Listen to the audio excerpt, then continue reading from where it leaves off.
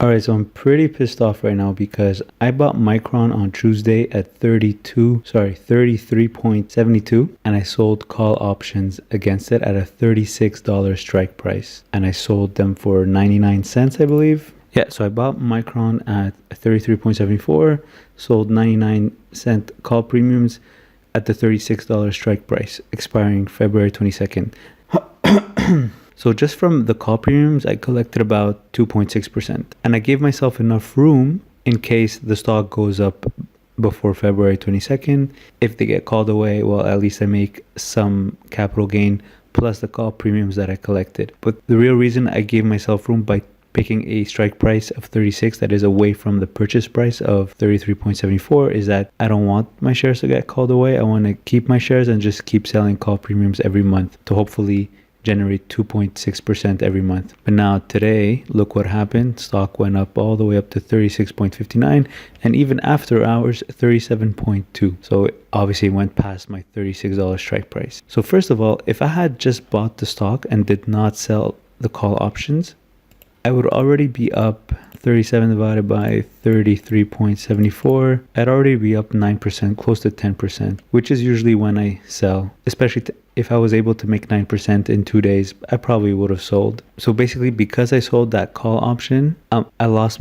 the chance of selling Micron today and making 9% in 2 days. And I think it was about $300 profit on that stock. And now instead, I have to wait until February 22nd. So I have to keep the shares until February 22nd. And if the stock is trading above $36 at February 22nd, if it's trading, let's say at 39 or 38, well, what's going to happen is I'll always keep the call premiums that I sold, and the shares, my shares that I bought at 33.74 will get sold at 36 at this strike price here. So my profit on this will be 36 minus 33.74 plus the 99 cents. So my profit is 3.25 divided by 33.74, and this is before fees. I'm not mentioning fees. So it's about 9.6% as well. But in the first scenario, if I didn't sell call options, I would have made 9% in 2 days. Now, in this scenario, I would make 9.6% in 30 days. I'm forced to keep it for 30 days until February 22nd. And if the market price is trading above 36 by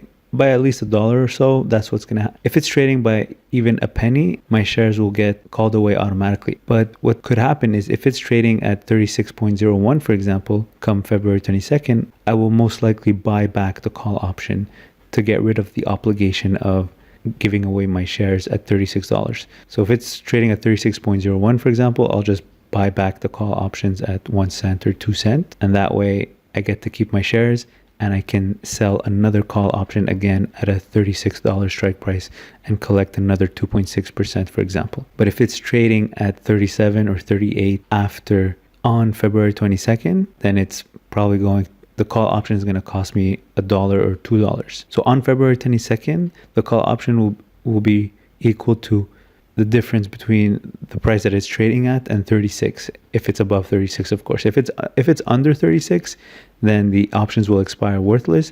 I don't have to buy them back, and I keep my shares and I keep my premiums. That would be the perfect scenario. But if it's trading at 36.01 or even 36.10, for example, not so bad. I could buy the call options back and then sell them again for another month. But if it's trading at 37 or 38, then I'm not going to buy them back.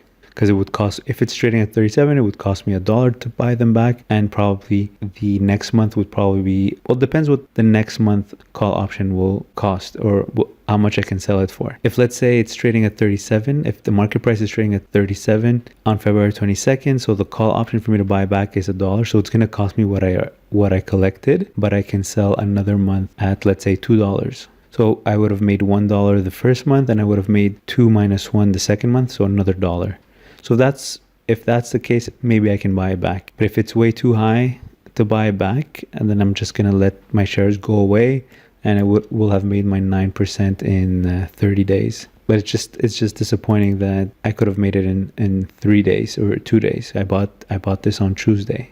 My plan with this stock was to keep it as long as I can sell call options every month and eventually sell it at a decent capital gain, knowing that I felt like it wasn't going to move too much, that it was going to trade between 32 and maybe 35 for the next month. but 2 days later it's trading at 37. So yeah, so I'm not losing money, but it's just I could have made more money. So that's what's disappointing about it. And the whole idea behind it was to keep it long term so I can sell call options every month and make more money from it. But it looks like I'm gonna lose my shares. It really depends what happens on February 22nd. So I still have a lot of time, almost a month. Anything can happen.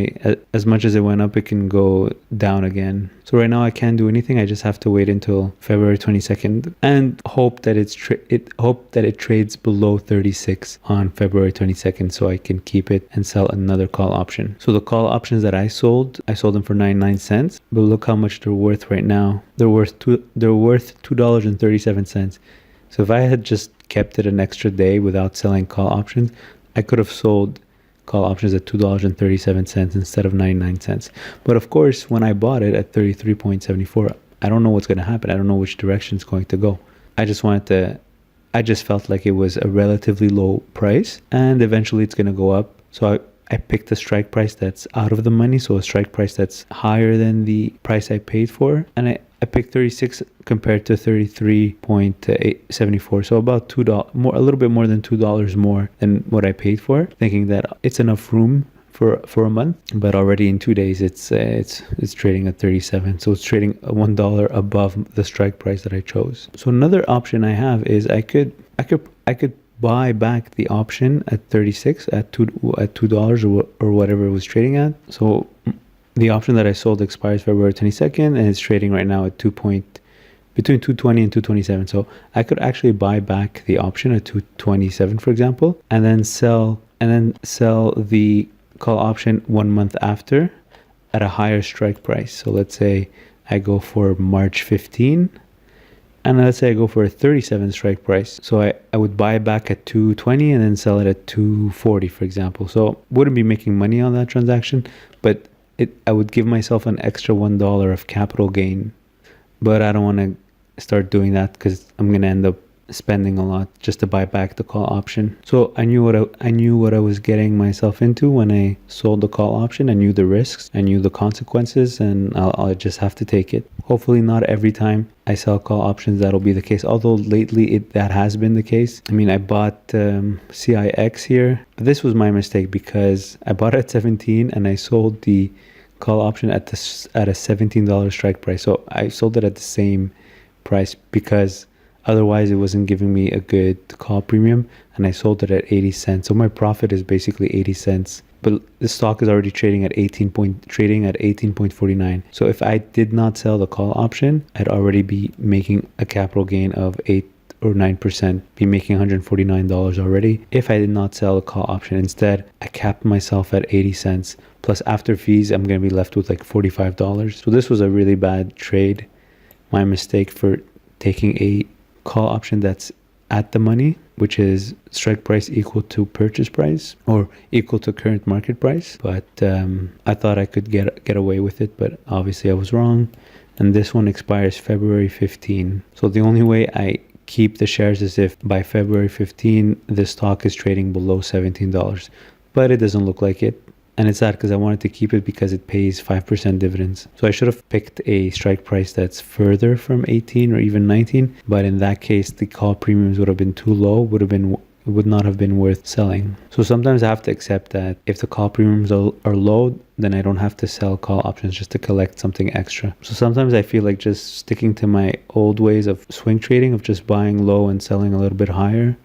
And some days I feel like buying and holding forever and collecting the dividends and reinvesting the dividends. But every strategy has something that bothers me in it. So I'm still debating which strategy I want to pursue, whether it's dividend investing, whether it's swing trading or writing covered calls. For example, Intel dropped hard after hours. So it was trading at 49 today. It went up 3% today, but after hours, it dropped 7%. So it's hopefully tomorrow it's going to open at 46. So I was thinking of buying 100 shares at 46 and selling call options at the same strike price at 46 as well, making a 1 month return and then just not caring what happens afterwards. If they get called away, that's fine. I took my 3 or 4% profit in 1 month. Or I could buy it at 46 and just hold on to it until it goes back up to 50, 52.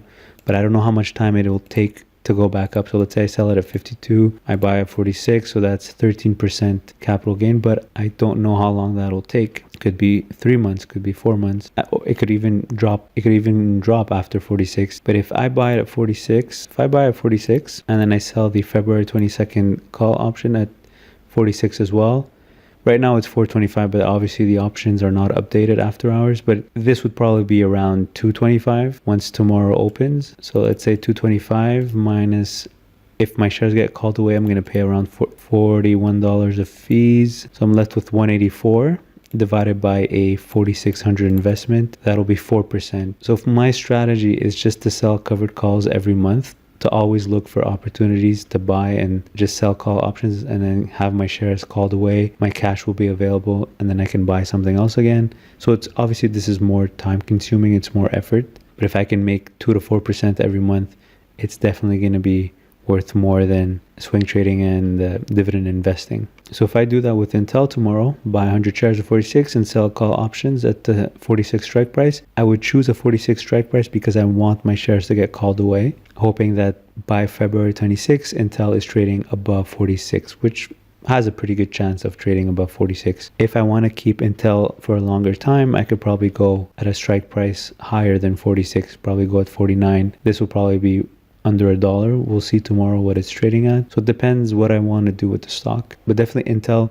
But I have to accept that I am going to end up owning the shares, because what if at February 22nd, Intel is below 46? What's going to happen is I'm going to keep my shares and keep the premiums, and then it could be trading at 45 or 44 or 43. So what am I going to do next month? I bought something a little bit too high and I can't sell call options against them because the call premiums are too low. But Intel looks like, even if it's trading at 44, 45, if I sell the second month call premiums at a 46 strike price, they will be pretty high as well. So you have to be comfortable with the price that you're buying the stock at. If you're not comfortable with the price you're buying the stock at, then you should choose a strike price that's in the money, a lower strike price, just to help yourself just to make sure that your shares get called away. So if I buy the stock at 46 and then I sell the 44, for example, strike price call option, that means that if the stock is trading above 44 by February 22nd, I'm going to sell my shares at 44. But the call premiums will be more than the difference of 44 and 46 plus a little bit of profit, of course, or else there's no point doing it. For example, I was looking at Microsoft today. If I buy 100 shares at 105 but then sell the February 22nd call option, let's say I would sell it at 102 just to increase my chances of having the shares get called away, because my shares will get called away if the market price is trading above the strike price that I chose on February 22nd. So by picking a small strike price, it increases my chance of having my shares called away, unless Microsoft is trading below 102 at February 22nd. So let's say I would choose that. I'd collect, let's say, something in the middle here. I would collect maybe 625, and then I would collect the 102 from the strike price, but I would lose 105.5 because that's what I bought it at, 105.75. So I'm left with $2.50 of profit times 100 shares minus the fees. So 209. So I collect $209 after profit divided by the 105.75 investment. So that would give me almost 2% in 1 month. So I could buy a stock that I think is a little bit high, but make sure they get called away by picking a strike price that's in the money. So to increase my chances of having my shares called away, I would still be making a 2% profit every month potentially. So that's what I'm looking into right now. And of course, Micron disappointed me, but we'll see what happens. Can't do anything right now. Can only watch because I don't feel like buying back the option and selling another call option. So yeah, if you have any questions, any comments, leave them in the comment section below. As always, if you can open an account with Questrade, use the referral code in the description below the video to get between $25 and $250 back, depending on your deposit. And I also have a referral link that allows you to get $50 in free trades. So choose the one that you prefer. And also check out the other referral links in the description below the video. They have nothing to do with investment, but if you use them, they help support the channel. Thanks for watching.